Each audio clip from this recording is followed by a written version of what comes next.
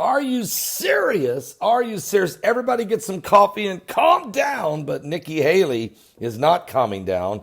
She's extremely upset at the dire consequences over the Syria military assault that's being done right now by the Iranians and the Russians. Matter of fact, and Assad for that matter.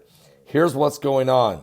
U.S. Ambassador to the United Nations, Nikki Haley, has just warned Russia and Iran of dire consequences if they continue the airstrikes against this last rebel-held area there in Syria in Idlib province. She said the U.S. would respond if any use of chemical weapons is done. But Russia's ambassador to the United Nations met Haley's threat with a denial that Syria has any chemical weapons, as the United Nations Secretary General warned of a potential bloodbath during last night's UN Security Council meeting on the crisis in Idlib, Syria. During what was the second session on Idlib in 4 days, Haley told the council that the world has seen a clear military escalation in this month by Russia and the Syrian regime, whose forces have conducted more than 100 airstrikes on the civilian population there. Of course, they're not going for the civilians. They're going for the terrorists, okay? They're going for those that are a part of the of ISIS and some of the other groups that are embedded among the civilians. But the barrel bombs, the rockets, and the artillery in an attempt to retake the last rebel stronghold and holdout there in Idlib during this 7-year war that's been going on in Syria. Haley accused Russia and Iran of having little interest in the political solution and called their actions those of cowards instead of in a bloody military conquest. Quote, if Assad, Russia, and Iran continue down this path they are on, the consequences will be dire, she said. I also want to reiterate what I said last week, Nikki Haley said, to the Assad regime and anyone else contemplating the use of chemical weapons in Syria. The United States follows through when we said that we would respond to the use of chemical weapons, and we are standing by this warning. Matter of fact, Secretary of Defense James Mad Dog Mattis declined to say whether the United States would take military action against Syrian regime should it use chemical weapons. But he did say Syrian leader Bashar al-Assad has been warned. Now, I'm not going to tell the world ahead of time what we're going to do. It's just not my style, said Mattis, when asked if and what kind of retaliation the United States military would carry out should the regime use chemical weapons in its offensive against Idlib. I never talk about what would come next, Mattis said, but I think that you have to look at the fact that we will abide by the chemical weapons prohibition and support it. When asked what the U.S. has done to prevent their use, Mattis referred to the United States, the United Kingdom, and the French strikes on Syria after the chemical weapon attack back in April. And Assad has been warned, Mattis said. The first time around, he lost 17% of his pointy-nosed Air Force airplanes. And he's been warned, and so we'll see if he's wised up.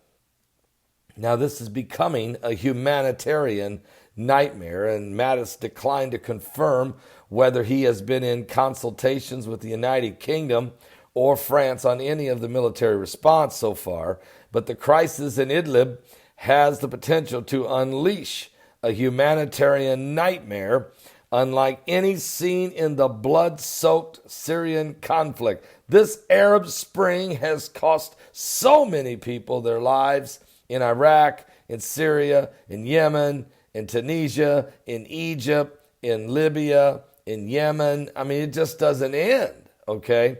But certainly Syria. where it's been horrible. Matter of fact, UN Secretary General Antonio Guterres said last night, noting that there's been close to 1 million children that live in Idlib, part of the wave of the internally displaced Syrians who fled there to escape the violence somewhere else in the country. Idlib is the last so-called de-escalation zone in Syria. Guterres said it must not be transformed into a bloodbath.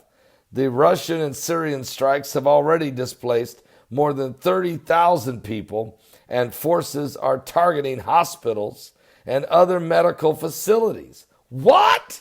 So Haley added that pro-regime forces are also conducting ruthless double-tap strikes on civilian volunteers like the White Helmets, in which they strike an area, wait a few moments for the first responders to arrive, and then strike again, killing the emergency responders.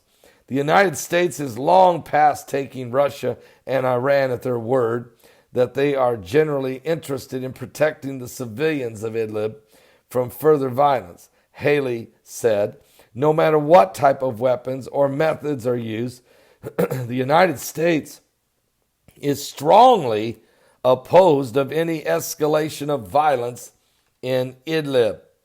And during his remarks, Russian Ambassador Vasily repeated the claim that Syria has no chemical weapons and said it would be a folly on a humanitarian and political basis for the Assad regime to use chemical weapons, as it would prompt the U.S. and others to attack inside of Syria.